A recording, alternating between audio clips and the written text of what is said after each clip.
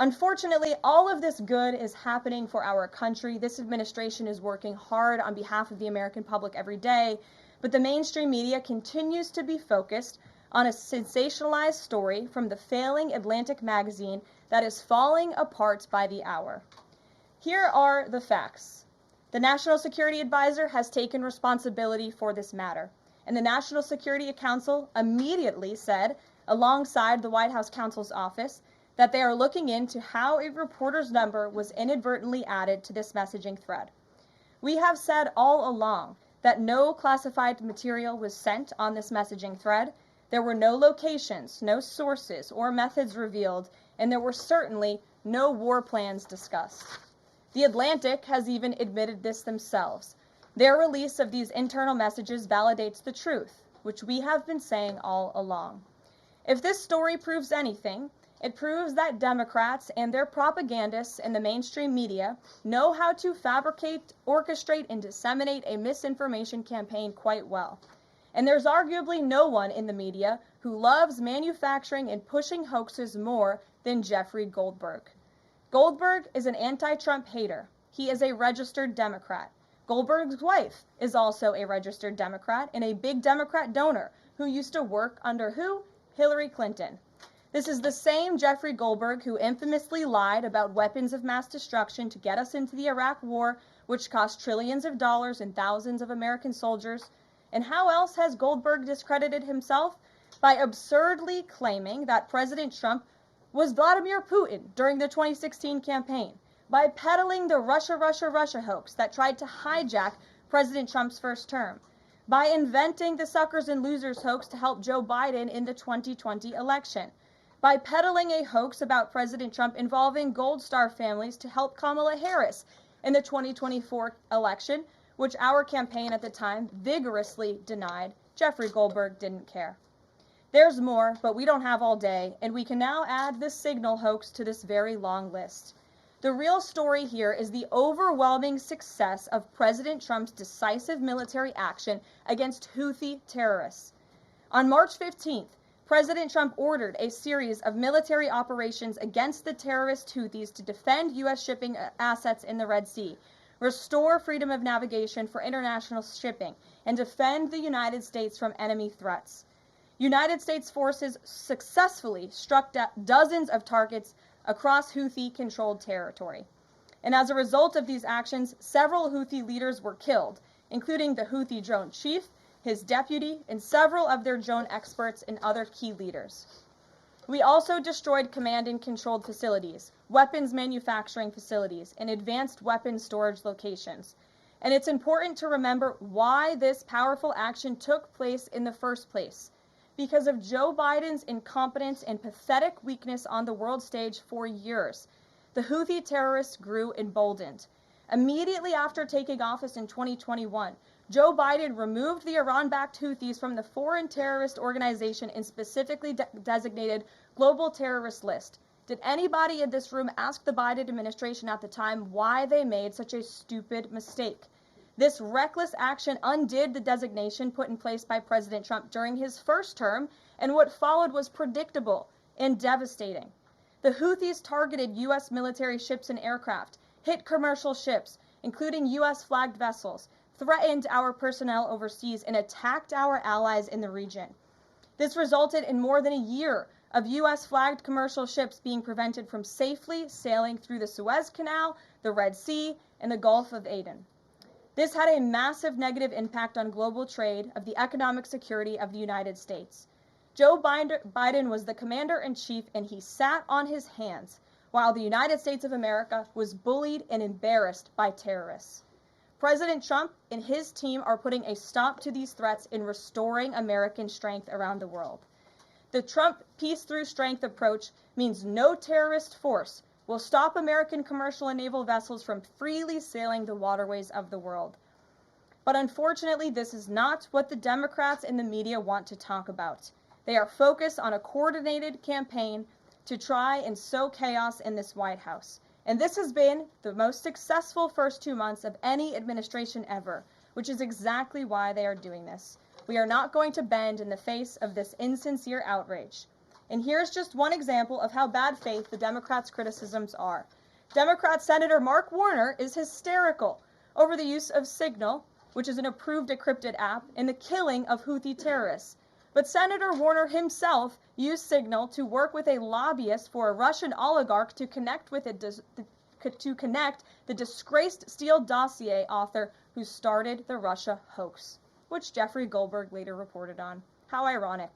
We're not going to lose focus of the bottom line, which is that Joe Biden's weakness enabled and emboldened Houthi terrorists, and President Trump's strength and resolve eliminated those terrorists.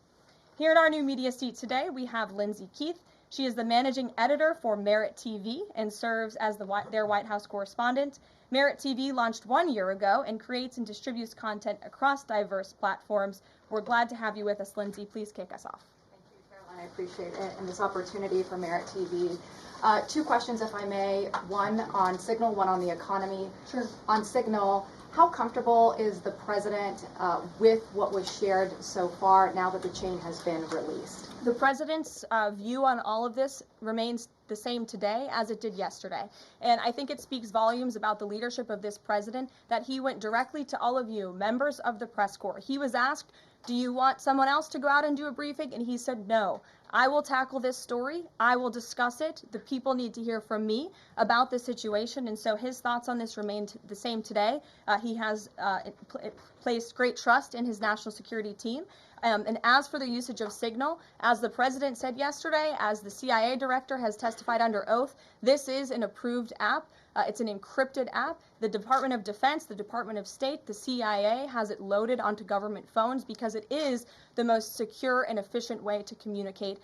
As for, again, the original situation in this messaging thread, the National Security Council, the White House counsel's office continues to look in to how this mistake, which the National Security Advisor has owned, occurred, and the president has ensured they are doing that.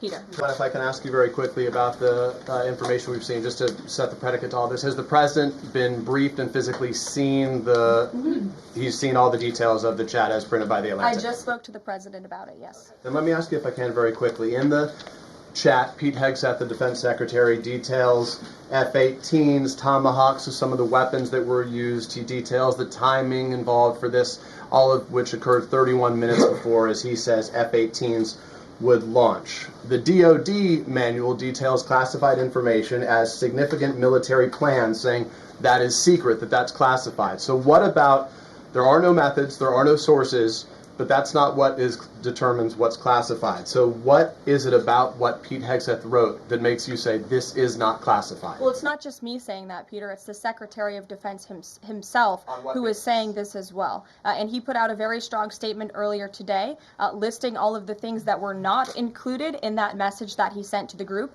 And again, this message, there was no classified information transmitted. There were no war plans discussed.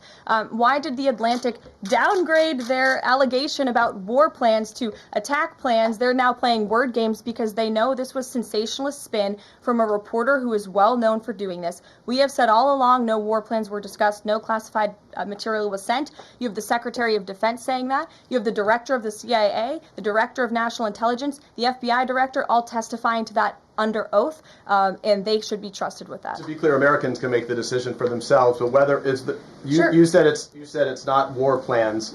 Would you characterize these as military plans, military operation plans? I would characterize this messaging thread as a policy discussion, a sensitive policy discussion, surely, amongst high-level cabinet officials and senior staff. And I'm so glad, Peter, that you said the American public can decide for themselves, because I think the American public should decide for themselves based on the outcome of this operation. And what happened in this operation? Terrorists that were allowed to run wild by the Biden administration were killed because of the direction and the determination of this president and his team. And this message also shows, this messaging thread also proved that President Trump has an incredibly dynamic team who is working incredibly hard, flying all over the world to secure world peace and to fix up the foreign policy crises that the previous administration left for this team to inherit. So to be clear, we all in this room and around the country would agree that we're glad no American service members were harmed, and we're glad that the mission was a success. We'll stipulate that. But the president said that Pete Hegseth said none of this was classified. So given the president has seen it now, and given the president understands that significant military plans are deemed classified as secret, how does the president view none of this, which details times and weapons and more, as being not classified? I've already been asked and answered this question. The president's thoughts on this remain the same today as they were yesterday, On what basis, as I'm well asking? as the Secretary of Defense. This question has been asked and answered. There was no classified material discussed. Jackie. On what basis I was asking? Go ahead, Jackie. Thank you, Karoline. So why aren't launch times on a mission strike classified? Again, I would defer you to the Secretary of Defense's statement he put out this morning. There were various reasons he listed, things that were not included in that messaging thread that were not classified. And again, going back to the American public, do you trust the Secretary of Defense, who was nominated for this role, voted by the United States Senate into this role, who has served in combat, honorably served our nation in uniform? Or do you trust Jeffrey Goldberg, who is a registered Democrat and an anti-Trump sensationalist reporter? This president and this national security team are putting our national security and the American people first. We are restoring American strength around the world, and the results of this operation speak for themselves. Putting aside Jeffrey Goldberg, though, just for for American service members who are going to have to carry out these missions in the future, what I guess the message that's coming from the response to all this that we're hearing is that nothing sensitive happened, and I guess the logical conclusion of that is that if these messages had gone out publicly prior to the launch, that wouldn't have been a risk to service members. I don't know that they're comfortable with that. So can you explain, had these messages been published, would the plans have moved forward? Would the launch have still taken off? What I can tell you is that the President, as the Commander-in-Chief of our United States Armed Forces, and Secretary Pete Hegseth, who is an incredible man and a warfighter himself, take the lives of our American service members with the utmost responsibility, and they would never do anything intentionally to put their lives at risk. And again, they are working hard on that every single day, and we are protecting our service members while also restoring peace throughout this globe. It's something the previous administration has not done. And I would just add one more point. We are not going to be lectured about national security and American troops by Democrats and the mainstream media who turned the other cheek when the Biden administration, because of their incompetence, left 13 service members dead in Afghanistan, and not a single person in the previous administration was held accountable for that botched withdrawal. Joe Biden said, in fact, it was a great operation. That is despicable. It's unacceptable to this president and this Secretary of Defense. The National Security Advisor has taken responsibility for this inadvertent number being added to the messaging thread. But above all, we take the lives of our troops, safety, security, prosperity around the globe with the utmost seriousness. Goldberg's intentions, do you believe Jennifer, that he go would ahead. release that to embarrass the administration ahead of the worldwide threats? Jennifer, go ahead. Given what you've said about the president's trust in his national security team, can you say definitively that no one will lose their jobs? No one will lose their job at all because of this signal situation? What I can say definitively is what I just spoke to the president about, and he continues to have confidence in his national security team. Karoline, please. One more, can I ask one more, Karen? On the targets in Yemen on March 15th, can you say were 100% of the targets that were planned for March 15th, were they all destroyed? Because that would be an indication if some of them were moved or they were not all hit, that maybe perhaps some of the enemies were able to get some of the information in that signal strike. What I can say about the operation is what the Department of Defense has put out there. I would refer to them for any further operational details.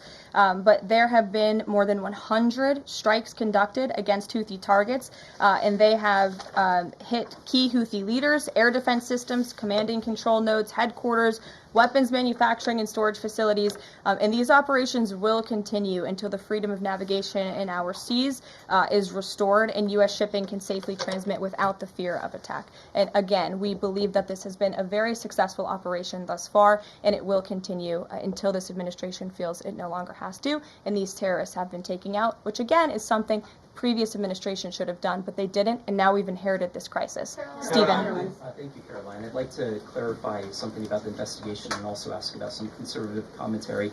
On the investigation, Mike Waltz said last night that he had spoken to Elon Musk about figuring out how Jeffrey Goldberg's number got in his phone.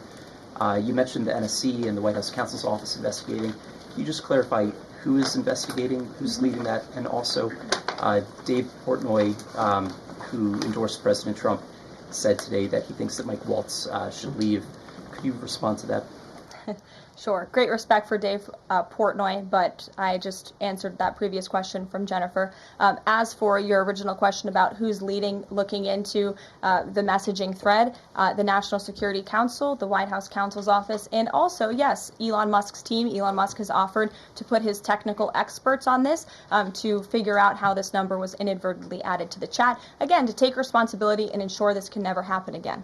I have two questions. One on a follow-up on something you just said. But since we have these messages released, and you said that the president has now personally reviewed them, at the chat at one point, Pete Hegseth wrote 14-15 strike drones on target, and in all caps he said, "This is when the first bombs will definitely drop."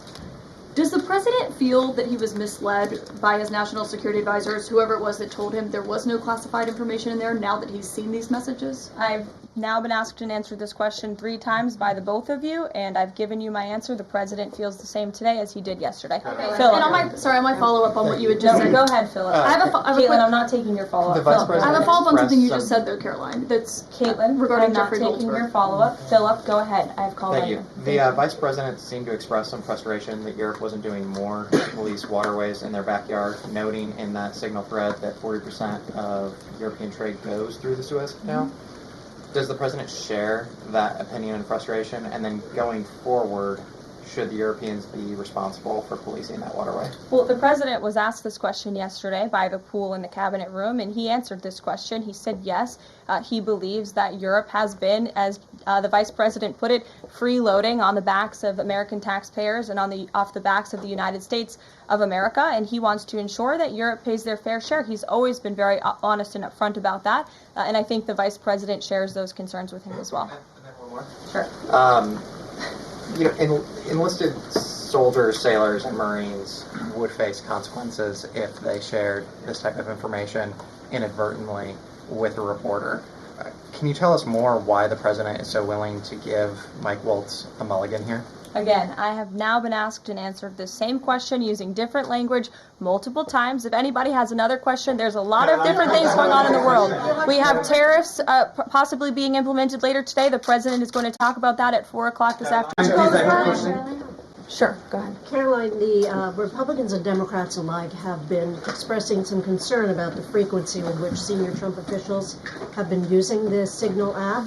Has there been discussion, or will there be a review about how often they use Signal, and if you could explain to us how they might be considering other applications to get away from something like this happening again? Sure. Well, again, first of all, Signal has been an approved app for government use. It's an encrypted app, and as I said, it's the most safe and efficient way of communicating, especially when people can't be in a skiff or inside a room physically together. I think, as the president said yesterday, he wishes that everybody could be in the room, and it's our goal to ensure that everybody can be. But again, no classified information was discussed in this chat, and any time classified information is discussed amongst high-level officials across this administration, secure lines of communication are used, including, by the way, our special envoy, Steve Witkoff, who I understand the Wall Street Journal erroneously reported that he was on this Signal chat on a personal device while in Moscow. That is absolutely false.